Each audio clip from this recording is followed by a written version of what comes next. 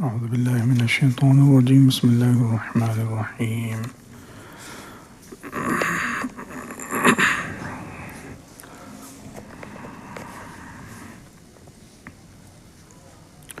قال له صاحبه وهو يحاوره أكفرت بالذي خلقك من تراب ثم من نطفة ثم سواك رجلا لكنه الله ربي ولا أشرك بربي أحدا ولولا إذ دخلت جنتك قلت ما شاء الله لا قوة إلا بالله إن ترني أنا أقل منك مالا وولدا فعسى ربي أن يؤتيني خيرا من جنتك ويرسل عليها حسبانا من السماء فتصبح صعيدا زلقا أو يصبح ماؤها غورا فلن تستطيع له طلبا وأحيط بثمره فأصبح يقلب كفيه على ما أنفق فيها وهي خاوية على عروشها ويقول يا ليتني لم أشرك بربي أحدا ولم تكن له فئة ينصرونه من دون الله وما كان منتصرا هنالك الولاية لله الحق هو خير ثوابا وخير عقبا.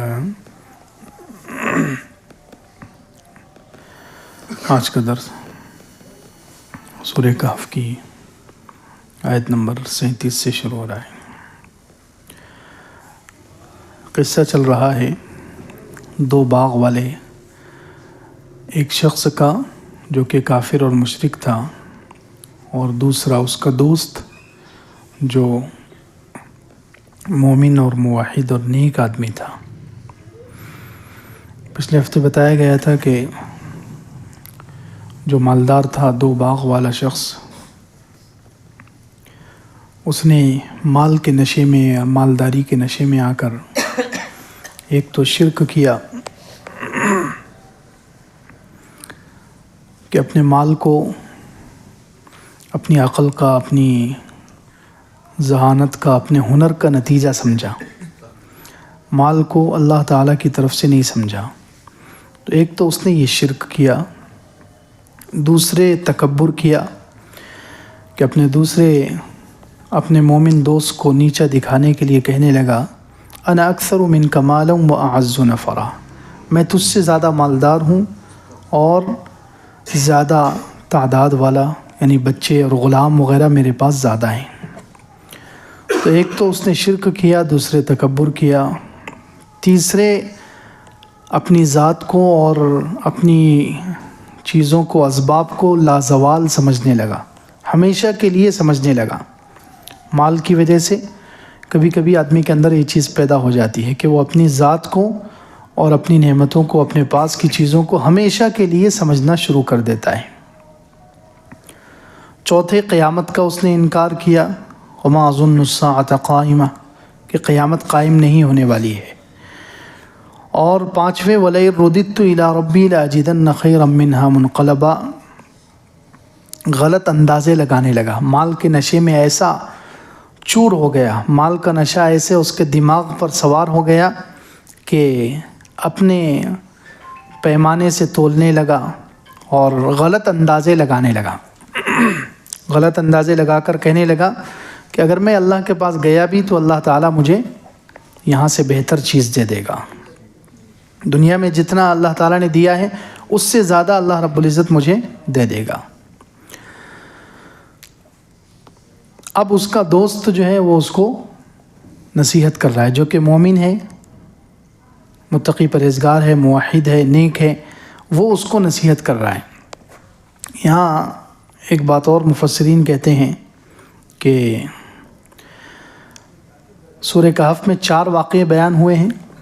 ایک تو اصحاب کہف کا واقعہ بیان ہوا، دوسرے یہ دو باغ والے شخص کا اور اس کے دوست کا، تیسرے حضرت موسیٰ علیہ السلام اور حضرت خضر کا، اور چوتھے ذوالقرنین کا.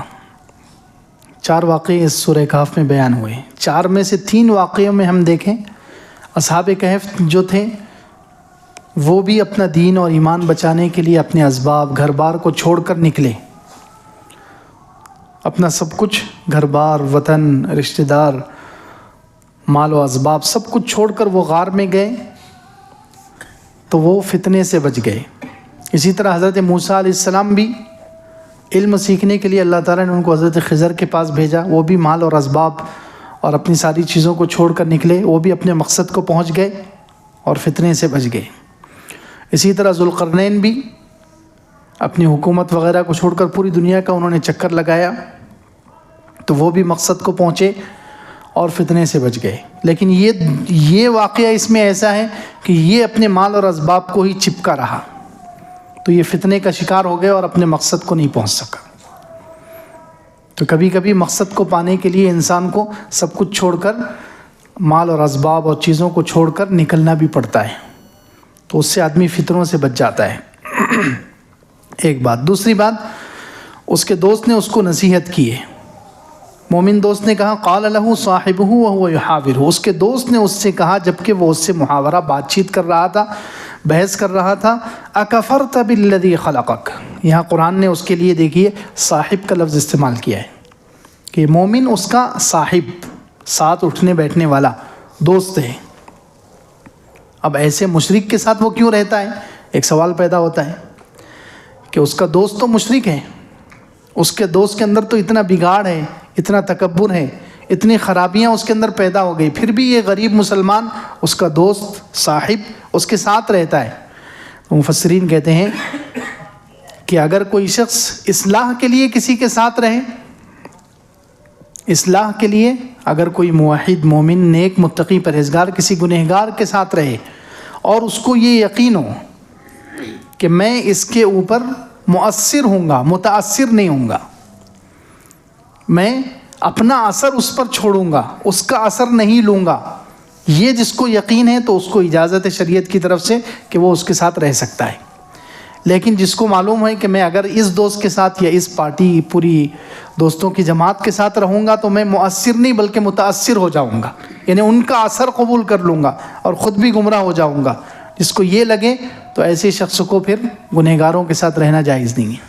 تو اس شخص کو، یہ موحد کو یقین تھا، اس کو یقین تھا کہ میں مؤثر ہوں، متاثر نہیں ہوں، میں اپنا اثر اس پر چھوڑوں گا اور اس کا اثر قبول نہیں کروں گا، اسی لیے اس نے اللہ کا قیامت کا انکار کیا۔ تو یہ ڈنکے کی چوٹ پر اعلان کر رہا ہے ایمان کا، یہ ڈنکے کی چوٹ پر اعلان کر رہا ہے۔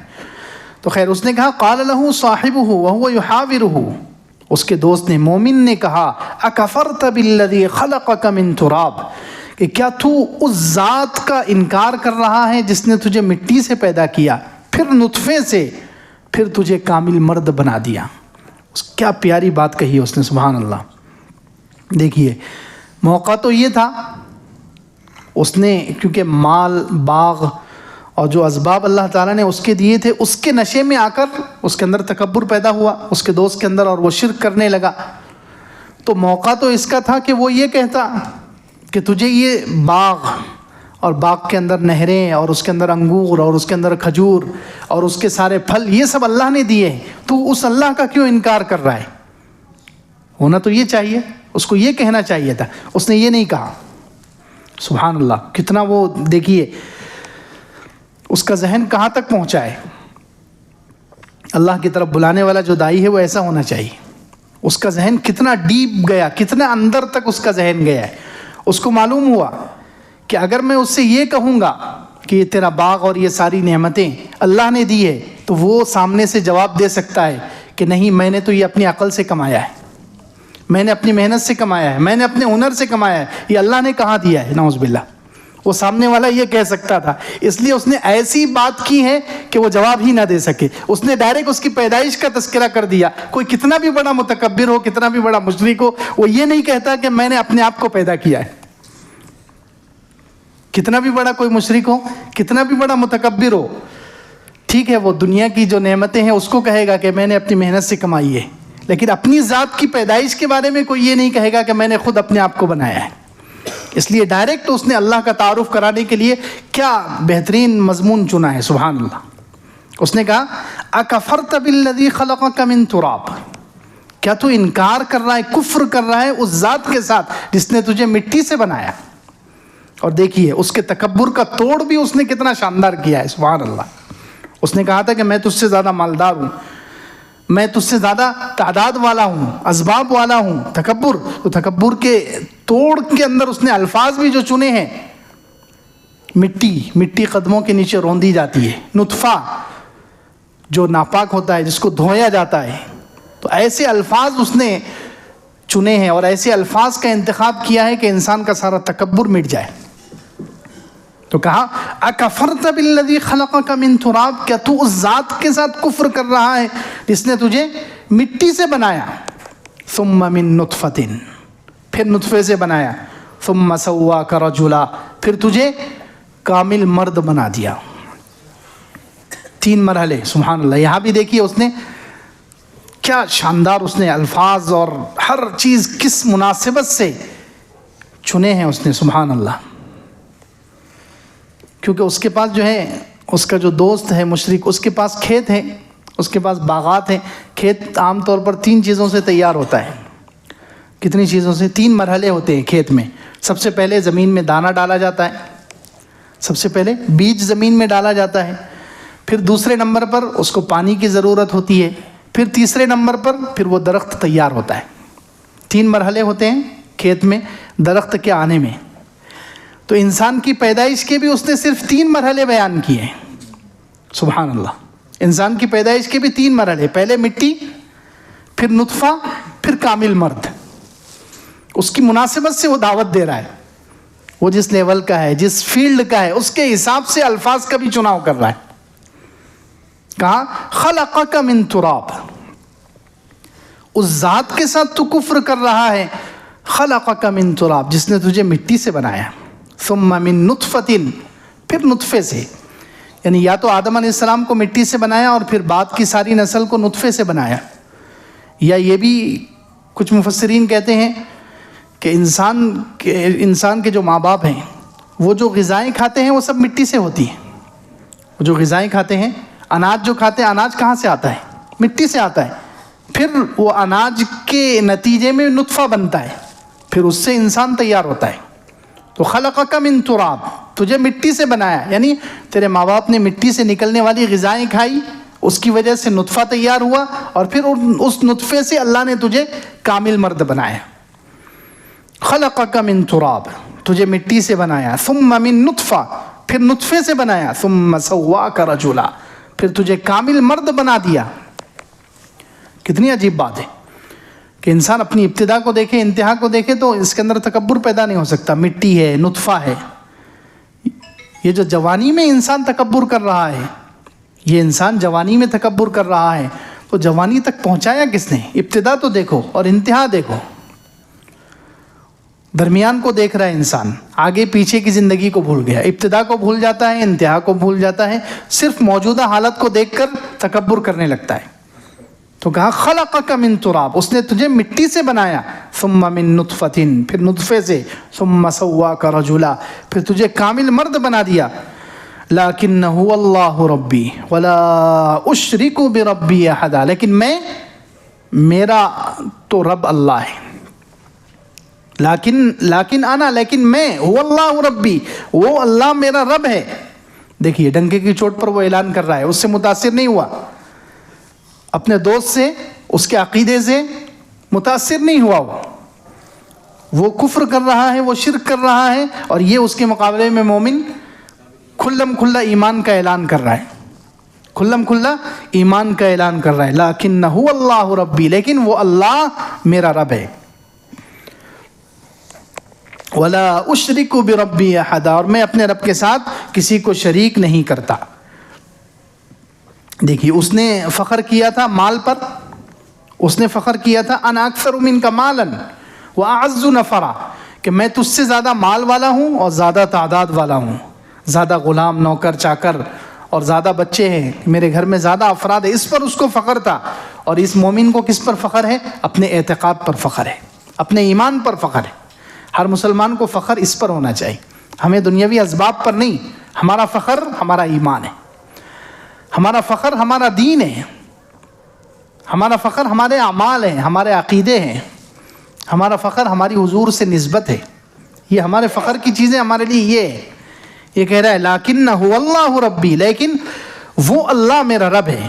ولا اشرک بربی احدا، اور میں اپنے رب کے ساتھ کسی کو شریک نہیں ٹھہراتا. اب اس میں دیکھیں کچھ اور مفسرین نے عجیب بات لکھی کہ اس کا جو مشرک دوست ہے، جو باغ والا ہے، مالدار ہے، اس نے پہلے تکبر کیا، انا اکثر منک مالا، میں تجھ سے زیادہ مالدار ہوں کہہ کر. پھر اس کے بعد اس نے کہا ما اظن ان تبید هذه ابدا، میری یہ نعمتیں کبھی ختم نہیں ہونے والی ہیں. پھر تیسرے نمبر پر اس نے قیامت کا انکار کیا. ایمان کا ہی گویا قیامت کا، یعنی اللہ کا بھی انکار ہے اور ایمان کا انکار ہے. تو اس نے جواب اس کو الٹا دیا ہے. اس نے جواب مومن نے اس کو الٹا دیا. پہلے اس نے آخر میں قیامت کا اور ایمان کا انکار کیا تھا، اس نے پہلے ایمان کا جواب دیا اس کو کہ تو اس ذات کا انکار کر رہا ہے جس نے تجھے مٹی سے بنایا ہے، تجھے کامل مرد بنایا. میرا تو وہی اللہ میرا رب ہے اور میں اس کے ساتھ کسی کو شریک نہیں کرتا. تو اس نے ایمان کا انکار آخر میں کیا تھا. اس نے پہلے ایمان کو ثابت کیا، پہلے اس کے آخری جملے کا جواب پہلے دیا. پھر اس نے جو دوسرا جملہ کہا تھا کہ میری یہ نعمتیں کبھی ختم نہیں ہوگی، میں یہ سمجھتا ہوں ما اظن ان تبید هذه ابدا، یہ نعمتیں کبھی ختم نہیں ہونے والی ہے. تو اس نے اب اس کو نسخہ بتایا کہ اگر نعمتیں ہمیشہ باقی رہنا ہے تو کیا کرنا چاہیے. ولولا اذ دخلت جنتك قلت ما شاء الله لا قوة الا بالله، کیوں نہیں جب تو اپنے باغ میں داخل ہوا تو تو نے یہ کیوں نہیں کہا کہ ما شاء اللہ لا قوت الا باللہ، جو اللہ نے چاہا ساری طاقتیں اللہ کے لیے. ان ترنی انا اقل منک مالا وولدا، تو دیکھیے اس نے کہا تھا کہ میری نعمتیں ہمیشہ رہے گی. تو اس کے جواب میں اس نے نسخہ بتایا. ایسے بولنے سے، کسی کی زبان سے کہنے سے نعمتیں ہمیشہ باقی نہیں رہتی. نعمتیں اگر باقی رکھنا ہے تو اس کی نسبت اللہ کی طرف کرو. نعمتیں اگر باقی رکھنا ہے تو کہو ماشاء اللہ، جو کچھ ہے میرے پاس وہ اللہ کی طرف سے، جو اللہ نے چاہا وہ دیا ہے، اور جتنا اللہ نے دیا ہے میں اس پر راضی ہوں. ماشاء اللہ کا مطلب یہ کہ جو اللہ نے چاہا وہ مجھے دیا ہے، اور جتنا اللہ نے دیا ہے میں اس پر راضی ہوں، میں اس پر خوش ہوں. اور لا قوت الا باللہ، میرے پاس جتنی طاقت ہے، دماغ ہے، عقل کی طاقت ہے، ہنر ہے، علم کی طاقت ہے، جتنی طاقتیں ہیں، مال کی طاقت ملی ہے، صلاحیتیں، جتنی طاقتیں ملی ہے وہ سب اللہ کی طرف سے. لا قوت الا باللہ. اسی لیے علماء کہتے ہیں کہ اپنی جو بھی چیز انسان کو اچھی لگے، مال اچھا لگے، اپنے اسباب اچھے لگے، اولاد اچھی لگے، گھر اچھا لگے، تو ماشاء اللہ لا قوت الا باللہ کہنا چاہیے کہ جو کچھ ہے وہ اللہ کی طرف، اللہ کی چاہت سے، اللہ کی مشیت سے. قیامت کے قریب یہ فتنہ، اس سے پہلے بھی کئی مرتبہ کہا گیا، قیامت کے قریب جب دجالی تہذیب آئے گی اس میں یہی فتنہ ہوگا کہ وہ اپنی نعمتوں کو، اپنی چیزوں کو، اپنے اسباب کو اللہ کی طرف منسوب نہیں کریں گے، اللہ کی طرف نسبت نہیں کریں گے، اللہ کی چاہت سے نہیں کہیں گے. وہ کہیں گے کہ یہ سب ہمارے ہنر سے ہے، نعوذ باللہ، ہماری عقل سے ہے، ہماری محنت سے ہے. تو یہاں سکھایا جا رہا ہے اس کا توڑ کہ دجال کے قریب کے زمانے میں، دجالی تہذیب کے زمانے میں جو لوگ رہتے ہیں انہیں چاہیے کہ وہ اپنی ہر چیز کی نسبت اللہ کی طرف کرے، کہ جو کچھ ہے وہ اللہ کی چاہت سے، جو کچھ ملا ہے وہ اللہ کی چاہت سے ملا ہے. اور لا قوت الا باللہ، اللہ کے علاوہ کسی کی کوئی طاقت نہیں ہے. اللہ کے علاوہ کسی کی کوئی، جس کے پاس بھی جو طاقت ہے، مال کی طاقت ہو، افراد کی طاقت ہو، ذہن کی طاقت ہو، علم کی، ہنر کی، جس قسم کی جس کے اندر طاقت ہے وہ سب اللہ کی طرف سے ہے. اللہ اگر طاقت لے لے، آگے آ رہا ہے دیکھیے کیا انسان کا کتنا برا حال ہو جاتا ہے. تو خیر اس نے نسخہ بتایا کہ ہمیشہ چیزیں باقی رکھنا ہے تو یہ کہو اللہ کی طرف نسبت کرو، اللہ کی مشیت اور اللہ کی چاہت کی طرف نسبت کرو. ماشاء اللہ لا قوت الا باللہ. ان ترنی انا اقل منک مالا وولدا فعسى ربی ان یؤتینی خیرا من جنتک ویرسل علیہا حسبانا من السماء فتصبح صعیدا زلقا. پھر وہ کہنے لگا کہ ابھی تو مجھے دیکھ رہا ہے، ان ترنی، اگر تو مجھے دیکھ رہا ہے کہ میرے پاس مال اور اولاد کم ہے، انا اقل منک مالا وولدا، تجھ سے میں مال میں اور اولاد میں اگر ابھی کم ہوں، فعسى ربی، ہو سکتا ہے میرا رب تیرے باغ سے بہتر چیز مجھے دے دے. یا تو آخرت میں یا دنیا میں اللہ رب العزت دینے پر قادر ہے۔ فَعَسَىٰ رَبِّي أَن يُؤْتِيَنِي خَيْرًا مِّن جَنَّتِكَ، ہو سکتا ہے، یقین ہے مجھے کہ میرا رب تجھ سے زیادہ بہتر مجھے باغ دے دے گا۔ وَيُرْسِلَ عَلَيْهَا حُسْبَانًا مِّنَ السَّمَاءِ فَتُصْبِحَ صَعِيدًا زَلَقًا، اور تیرے باغ پر کہیں آسمان سے کوئی آگ نہ آ جائے، کوئی آفت، حسبانم اللہ تعالیٰ حساب نہ لے لے، یا پھر بعض مفسرین کہتے ہیں کہ حسبانہ کہتے ہیں آسمان سے آنے والی آگ کو جو باغ کو جلا کر راکھ کر دیتی ہے۔ اور سبحان اللہ، وہ مومن بھی جو ہے کتنے بڑے درجے کا ہے دیکھیے، اس نے ادھر جملے کہے اور کچھ دنوں کے بعد وہ جملے پورے ہو گئے۔ اللہ اکبر، اس کا مقام کتنا بڑا ہے اللہ تعالیٰ کے پاس۔ اسی لیے اللہ کے رسول صلی اللہ علیہ وسلم کہتے ہیں کہ کچھ لوگ اللہ کے بندے ایسے ہوتے ہیں کہ اگر وہ اللہ پر کسی چیز کی قسم کھا لے اللہ تعالیٰ اس کو ویسا ہی پورا کر دیتے ہیں۔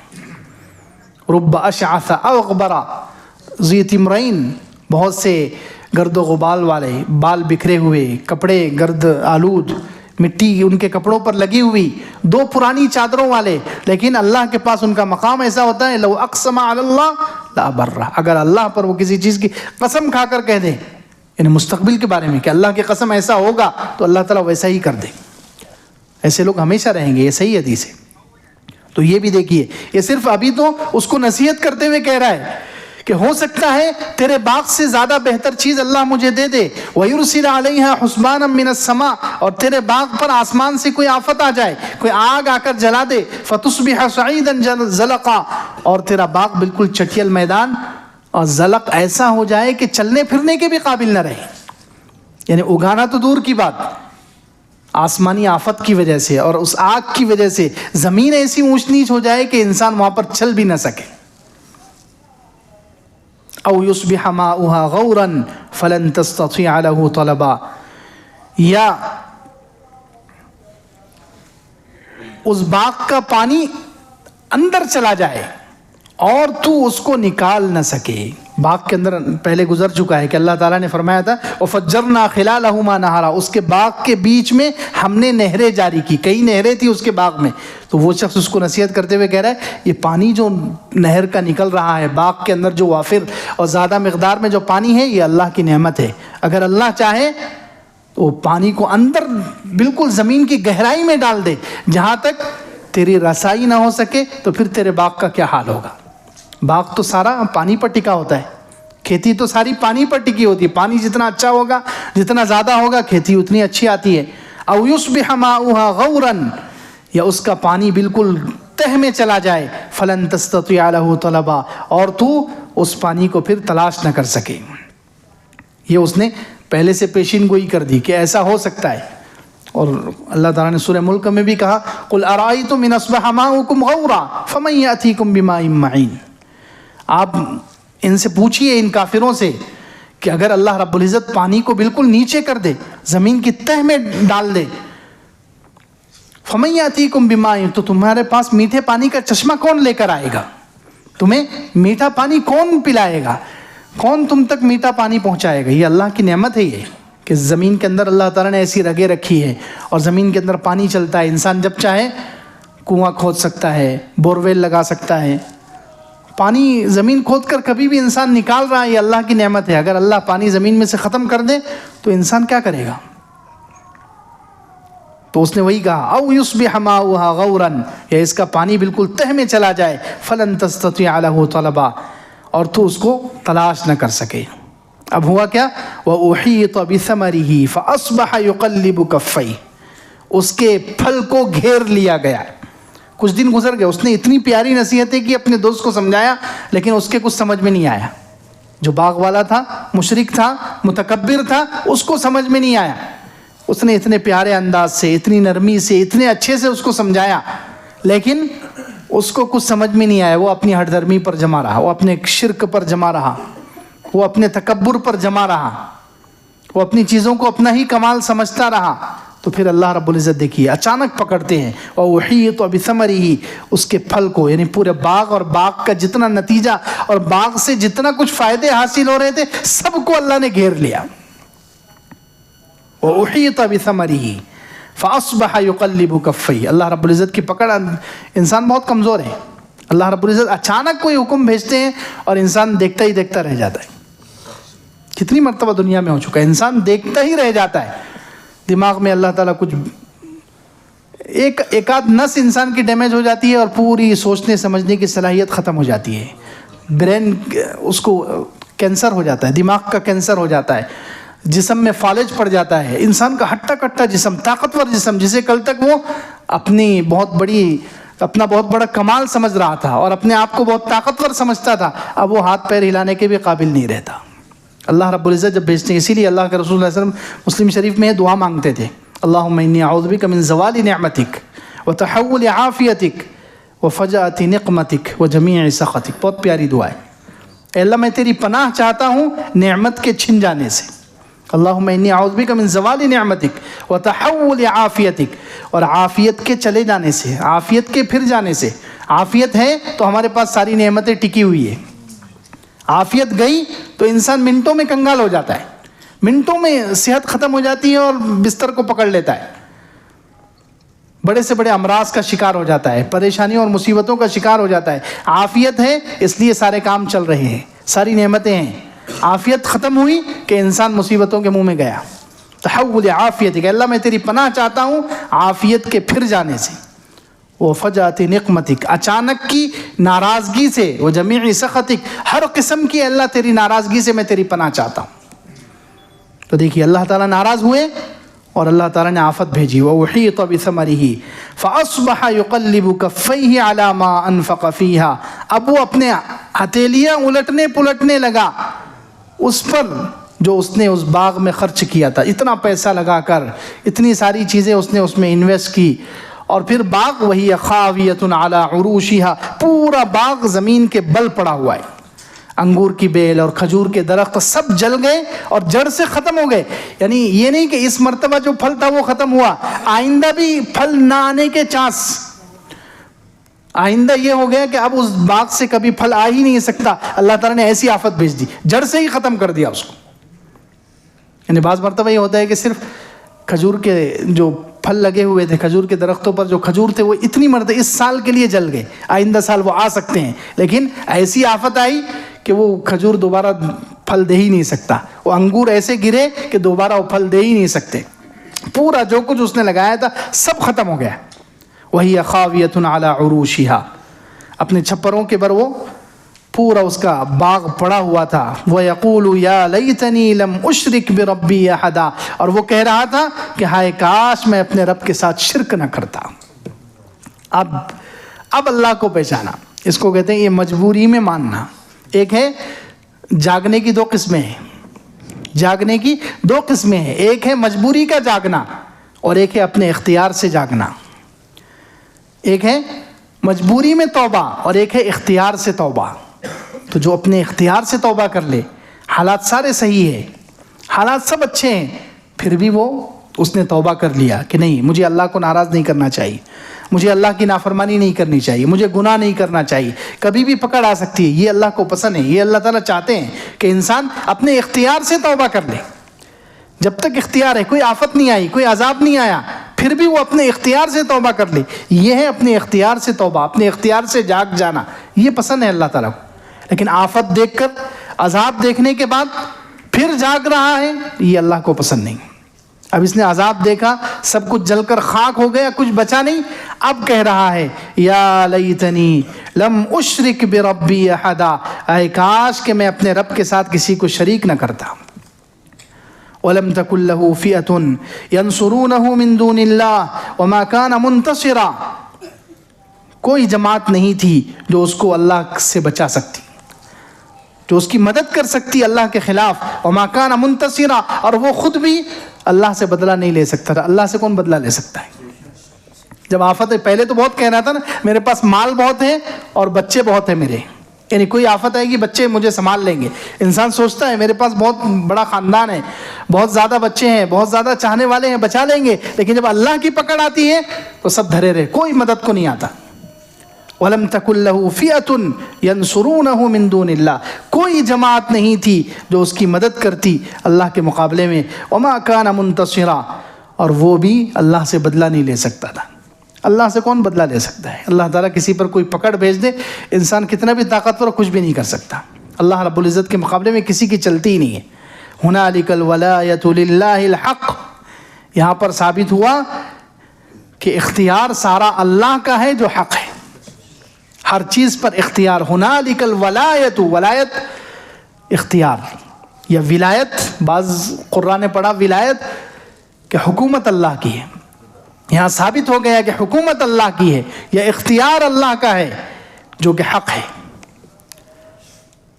इस वाक़े से समझ में आ गया कि हर चीज़ जिसके पास जो कुछ है वो इंसान के पास अल्लाह की तरफ से आजमाइश के लिए दिया गया है, इस्तेमाल के लिए दिया गया है। इंसान उसका मालिक नहीं है, इंसान उस पर मुकम्मल इख्तियार नहीं रखता। अल्लाह ताला जब चाहे उससे ले सकते हैं। हर चीज़ पर असल इख्तियार किसका है? अल्लाह का है। अल्लाह ताला क्या बेहतरीन नतीजा निकाल रहे हैं। हुनालिकल वलायतु लिल्लाहिल हक़, यहाँ साबित हुआ कि असल इख्तियार और हुकूमत हर चीज़ पर अल्लाह की है जो कि हक़ है। ये बात साबित हो गई कि असल इख्तियार, हर चीज़ पर कंट्रोल, हमारे हाथ की चीज़, हमारे पास की चीज़, हमारी मिल्कियत की चीज़ जितनी है, ये ज़ाहिर में नज़र आ रहा है हमारी मिल्कियत में है, हमारे कब्ज़े में है, हमारे हाथ में है, लेकिन असल वो अल्लाह के इख्तियार में है। हम उसको बाकी नहीं रख सकते, हम उसको हमेशा नहीं रख सकते, हम जब चाहे उसमें तसर्रुफ़ नहीं कर सकते। असल उसमें तसर्रुफ़ चलेगा अल्लाह का, असल उसमें हुक्म चलेगा अल्लाह का, असल उस पर इख्तियार है अल्लाह का। हुनालिकल वलायतु लिल्लाहिल हक़, यहाँ साबित हो गया कि असल इख्तियार, कुदरत, हुक्म अल्लाह के लिए है जो कि हक़ है। इंसान की सारी चीज़, जिसके पास जो कुछ है, चाहे वो अल्लाह को मानता हो या ना मानता हो, हर एक के पास जो कुछ है उस पर इख्तियार अल्लाह का है, हुक्म अल्लाह का चलता है। हुआ खैरुन सवाबन, बाज़ मुफस्सिरीन कहते हैं कि दोस्ती के काबिल अल्लाह है। वलायत दोस्ती के लिए भी आता है कि असल दोस्त बनने के काबिल कोई है तो वो अल्लाह की ज़ात है। इंसान माल को, असबाब को, किस किस से दिल लगा लेता है, किस किस से दोस्ती कर लेता है, और ये सब चीज़ें इंसान का साथ छोड़ जाती। कभी दुनिया में साथ छोड़ती है, मौत पर तो साथ छोड़ ही देगी।